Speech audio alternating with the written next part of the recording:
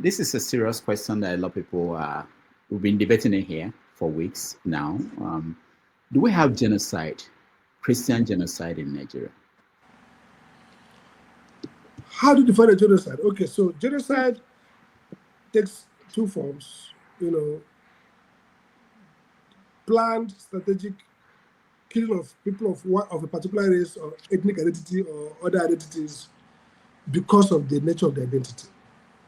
So if you make an onslaught, and that's why people are saying, okay, maybe what's going on in Gaza is genocide or not. So the debate is around, is there a intention to wipe out, to kill Gazans because they're Gaza people? People have also extended genocide to deal with mass, displacement of people.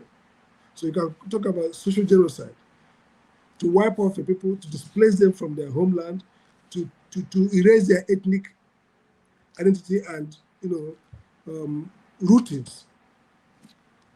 What's happening in northern Nigeria, I would put this way, is a state-backed mass violence against northern Christians. So even if we don't want to tag genocide because of undertone, many people will be strong on genocide, some people will be strong. But let me, as an intellectual, try to say, even if you say that the Nigerian government itself is not intent on total wiping out of northern Christians, there is a containment doctrine, effort with the complicity of Nigerian state, historically, not just Tinubu Nigeria, historically, to allow, tolerate, and conceal mass violence against northern Christians because of their identity, ethnic and religious. And this is interesting because in 2001, I guess, yes, I did a conference. There was a conference in the US on at the Holocaust Museum on what they call near genocides. And Biafra was one of it. And I did a paper I titled Ethnic Dissension, the making of the Biafran near genocide. It's published, it's still on the website of the Social Science Society Council of New York. It's a book. And I did a chapter. One of the things I said is, it might not be genocide because at the end of the day, Nigeria did not want Biafra to leave. I mean, it was a funny, ironical thing. They were killing Biafrans, but when they want to, they say, don't go. Unlike Rwanda, when they want to chase them away. So Biafra, they didn't want to chase Biafra away. But it was a determination to contain, marginalize, and structurally,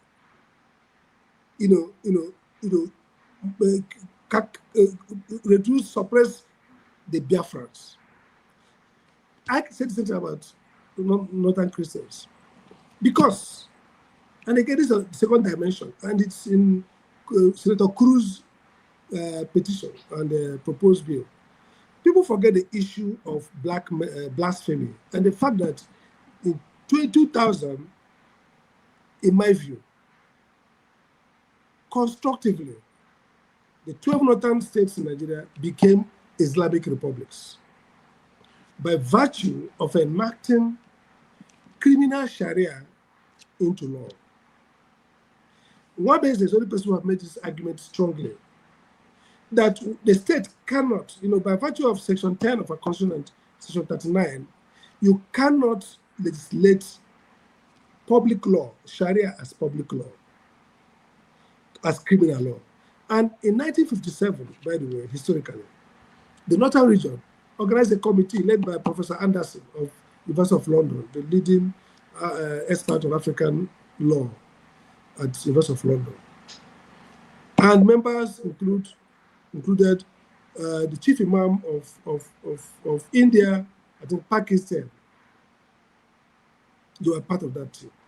And their charge was to look at how independent Nigeria, northern Nigeria, whether they should have Sharia law. That team of eminent scholars and Islamic jurisprudence recommended that Nigeria should not have a criminal Sharia. 1957. They should only have personal Sharia as a personal law, custody, marriage. In 1959, this is 57, 59 Constitutional Conference in London, this matter came up again. As we're entering into independent Nigeria, what should be the nature of state and religion, especially regarding Islam and Sharia? The conferees agreed that we should exclude criminal Sharia and allow personal Sharia. That became our constitutional, I call it the Nigerian constitutional bargain. The Nigerian state was erected on that bargain, that the average Muslim could have Sharia regulated private, just like a Christian, private life. But there will be no criminal Sharia. And that was why in Nigeria section 36 has a section that says that nobody shall be punished for a crime not written in law. Because Sharia was unwritten, just like customary law. In your village, maybe if you piss in a KD near a farm, they can give you 10 strokes of cane by customary law. But anybody who does that, you can go to court. You can't, criminalize or punish anybody for little offense. That was Nigeria constitutional bargain until 2000. In 2000, something happened. Sharia was declared in Zamfara, became wildfire, and they now enacted the law, the Sharia criminal law system, the code, and that means they rewrote that constitutional bargain to now put in criminal. So the Nigerian states, Zamfara, Kaduna, but all the northern states, have, by their law, actually enacted Quran, Sharia, into the legal system. And they have become Islamic republics. They won't like this. Nobody likes to hear this. But that's the truth. That's the legal meaning. So when we look at genocide, whether Boko Haram is killing only Muslims and Christians, that's true. That may be true that, we don't know the proportion. But the point is that by legislating Sharia, these states have declared themselves Islamic republics. So Nigeria is now two republics. That's inconsistent. Two republics.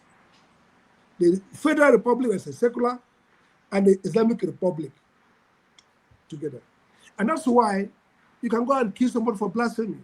And that's why a Muslim, the guy who's facing trial, who was killed, the woman who was killed in Niger, is apparently a Muslim woman for infringing. Because if you look at the constitutional section 39, what it suggests, or 38, is that every Nigerian can change their religion. But under Quran, under Sharia, you cannot change your religion.